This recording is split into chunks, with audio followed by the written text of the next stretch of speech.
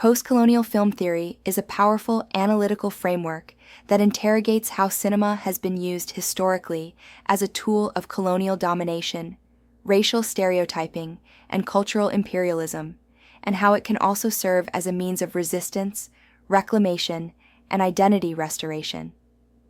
This module investigates how film has represented and misrepresented colonized peoples, how Western ideologies have dominated global screens, and how post-colonial filmmakers have challenged hegemonic narratives by telling stories from marginalized perspectives. This module takes you deep into the ideological mechanics of empire and visual storytelling. Through critical theory, historical context, and close analysis of films, we uncover the ways in which cinema constructs race, power, nationalism, hybridity, cultural identity, resistance, and the other. We also explore the concepts of mimicry, subalternity, Orientalism, and the global politics of film distribution and exhibition. From early ethnographic films to modern African, Indian, Caribbean, and indigenous cinema, you will trace the evolution of post-colonial cinema and understand how visual storytelling becomes a battlefield of memory, identity, resistance, and liberation. Learning objectives. By the end of this module, you will be able to define post-colonial theory and apply its principles to film analysis, identify colonial ideologies and power structures embedded in classical and contemporary cinema, analyze how non-Western filmmakers resist and subvert dominant cinematic conventions, explain concepts such as Orientalism, mimicry, hybridity, and the subaltern, critically engage with issues of language, identity, race, and representation in global cinema. Section 1. Introduction to Postcolonial Theory. Postcolonial theory originated from the fields of literature and cultural studies, gaining prominence after the political decolonization of Asia, Africa, and Latin America. Key theorists such as Edward Said, Homi Bhabha, Gayatri Chakravorty Spivak, and Frantz Fanon have contributed foundational concepts. Edward Said's Orientalism, 1978, describes how the West constructs the East, Asia, the Middle East, Africa, as an exotic, backward, irrational, and dangerous other. In cinema, this is reflected through stereotypical depictions of Arabs as terrorists or sheikhs, Asian cultures portrayed as mystical, submissive, or cruel African characters cast as primitive, tribal, or voiceless. Films like Indiana Jones and the Temple of Doom, 1984, Aladdin, 1992, The Mummy, 1999, exemplify how Orientalism distorts real cultures for Western consumption. Post-colonial theory challenges the imperial gaze that reduces non-Western people to caricatures or background figures. Section 3. The Subaltern and Silenced Voices. Gayatri Spivak's concept of the subaltern refers to those who are socially, politically, and culturally marginalized to the extent that they cannot speak or be heard in dominant discourse. In cinema, the subaltern often appears, without agency or voice, only in service to the colonial hero. Through the perspective of the colonizer. Post-colonial cinema attempts to reverse the lens to speak from the margins, reclaim lost narratives, and restore subjectivity to historically oppressed groups. Example: The Battle of Algiers, 1966, portrays Algerian resistance from the Algerian point of view. Daughters of the Dust, 1991, centers African-American female voices and ancestral memory.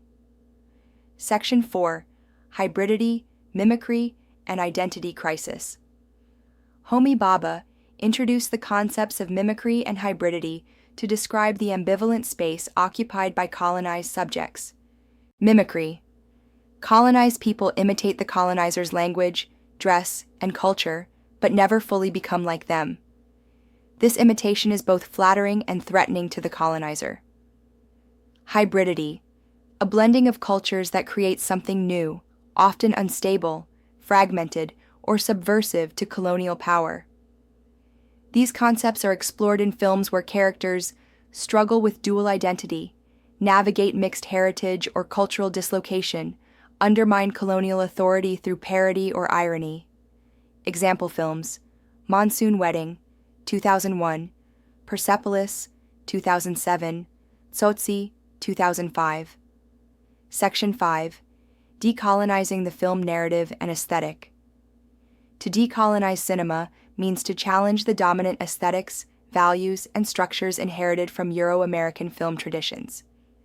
This involves replacing linear, hero-centered plots with circular or communal storytelling using indigenous languages and local metaphors, reclaiming traditional myths and oral histories, subverting Hollywood-style production values.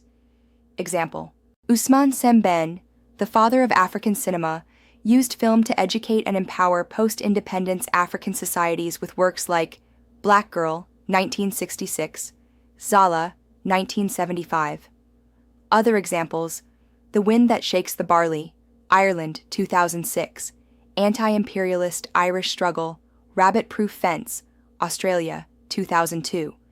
Indigenous Children Resist Settler Colonialism, Timbuktu, Mali, 2014.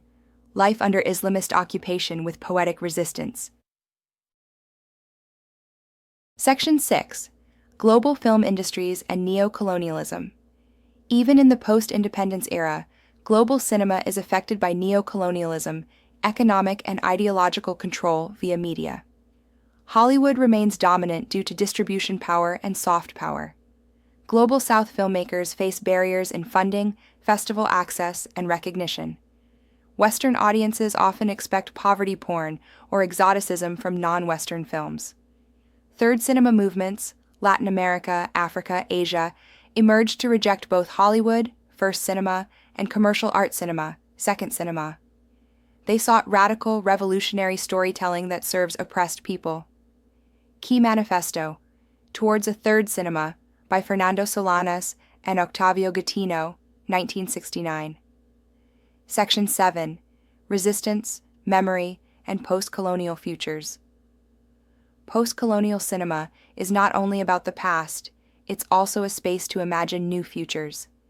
Films that recover indigenous knowledge and restore dignity. Stories that center Black joy, feminist resistance, and communal survival. Visions that reframe modernity from a non-Eurocentric perspective. Filmmakers like Haile Gerima, Mira Nair, Raoul Peck, Ava DuVernay, and Barry Jenkins show how cinema can heal colonial wounds and imagine liberated futures. Key takeaways. Postcolonial film theory examines how cinema reflects and shapes colonial ideologies, racial power, and global hierarchies. Orientalism and the imperial gaze reduce colonized people to stereotypes. Subaltern subjects in film are often silenced but are being reclaimed in contemporary storytelling. Mimicry and hybridity reveal the complexity of post-colonial identities. Decolonizing cinema involves rethinking narrative structure, aesthetics, and purpose. Post-colonial cinema creates space for resistance, recovery, and future imagination.